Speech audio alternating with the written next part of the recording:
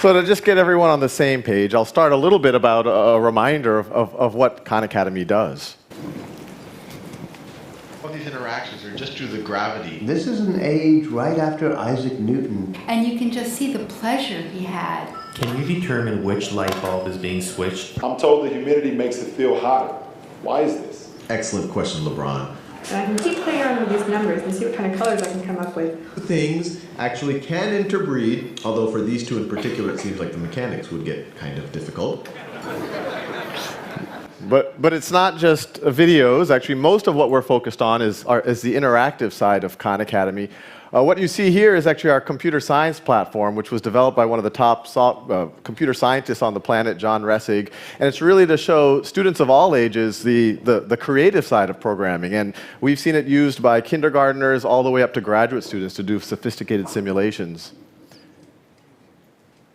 The meat of what we have been working on, this is what most of the team's been working on, is really the interactive platform. Our mission is a free world-class education for anyone, anywhere. And we think that doesn't happen unless you get deep practice, you get feedback. And so what we're really doing is we're using state-of-the-art analytics so that students get that feedback, get that practice, and we have tools for teachers so that they can keep track of where the students actually are. And since that talk at TED 3 years ago, the scale has gotten, to some degree, even crazier for us. Up to that point, we had reached about 7 million users. Up to today, we've reached about 140 million users. At that time, we were reaching about 1 million students per month. We're now reaching about 10 million students per month. And the number of problems that have been done on Khan Academy, as you see, is rapidly approaching 2 billion. And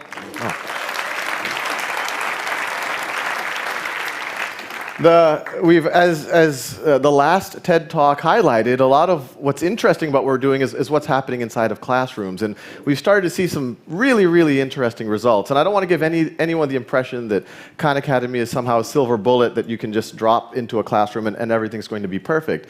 But when in conjunction with amazing teachers who can really set the right culture for students to take ownership and really direct their own learning, we have seen some pretty incredible things happening.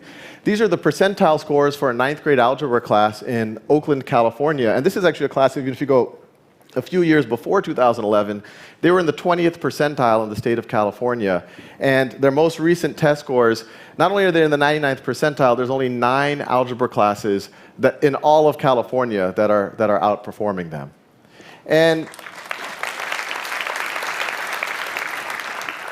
But what we remind ourselves is still 90% of the users out there are just people trying to tap into their own potential. And to us, this next video exemplifies that. So I actually dropped out of high school twice, both during my freshman year. And when I eventually came back, I was put in sort of lower level math and science classes because I was so behind.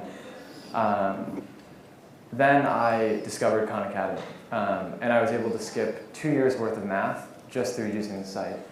And I came into school, I took the exam with students who had been enrolled in the class all year, and I was actually able to get the highest or the second highest scores in the class. So for me, Khan Academy really changed the trajectory of my entire life, because without it, I don't think I ever really would have been inspired to learn and to love math and to love science. I ended up graduating as a valedictorian and going on to Princeton, where I'm now a computer science major, and I'm absolutely passionate about learning about computers, about math, about science. And when I got Khan Academy, I don't think that these things would really matter to me the way that they do today. So I'd just like to say a massive thank you to everyone at Khan Academy, Sal and the team. Please keep doing the good work that you're doing, because you're really changing lives. And it's actually since come full circle. When we found out he's a computer science major, we said we have internships.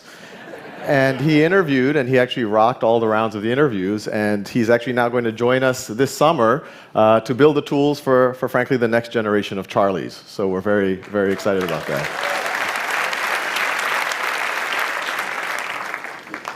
This is an announcement that came out only a few weeks ago. The College Board announced in 2016 they're going to have a new SAT. But part of that, kind of the first time in history, the College Board recognized that, look, there is this inequity, at least a perceived inequity, around people having access to test prep and able to optimize their score and really put their best foot forward. So this is something they had never done before, extremely exciting for Khan Academy.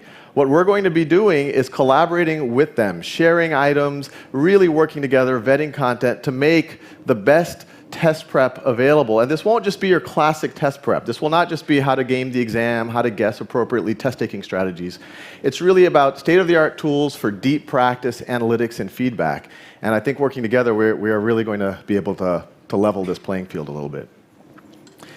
The other thing that has happened since the last TED Talk is we've expanded beyond essentially our world, the English-speaking world, the developed world.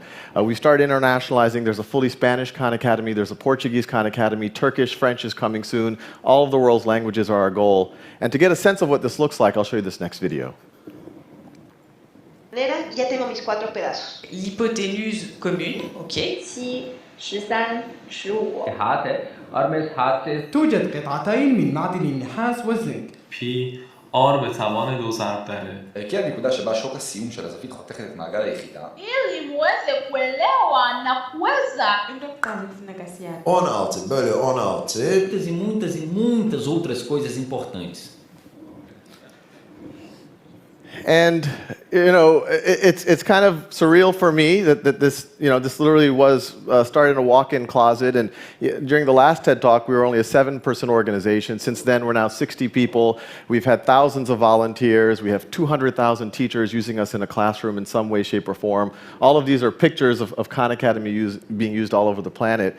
And what I like to think about is kind of take a step back sometimes and go back 400 years. And if you were to observe, say, Western Europe, which even then was one of the most literate parts of the planet, you would have seen about 10 or 15% of the population could read. And if you were to ask, say, a member of the clergy, someone who could read, what percentage of the population do you think is even capable, intellectually capable of reading, they might have said maybe 30 or 40% if you had a really, really good education system. We now know that that's not true. It's wildly pessimistic. The answer is actually closer to 100%. And so fast forwarding today, I like to think about what similar blinders do we have on? That right now, if you were to ask someone, what percentage of people are capable of novel research? What percentage of people can understand genetics or computer science or robotics? I think you will get an answer like 5 or 10 or 15%. But what if that answer is actually 100%? And what's exciting about the next 5, 10, 15, 50 years is I think we're going to actually be able to test those bounds and actually go beyond them, where we can take this thing called education, this thing that's been scarce, it's the determinant between the haves and the have-nots, and like clean drinking water and basic shelter, turn it into a fundamental human right. Thank you.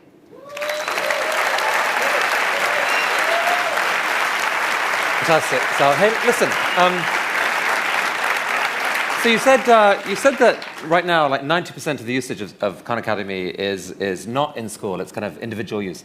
If you were to put on your futurist hat and roll the clock forward, I don't know, say 20 years, when all the good thinking that you're introducing to the world and others are, it plays out. What does education look like then? Does it happen mainly in homes? Does it still happen in schools with teachers and classrooms? How does it happen, do you think? I think there will always be classrooms, but I think the nature of them will be much more self-directed, much more interactive. It won't be about lecture anymore. It'll be about a community of learners taking ownership of their learning, and frankly, using things like Khan Academy for the core skills, but then building portfolios, things like our computer science platform, writing, so that your transcript isn't just your scores, but it's also what you've made.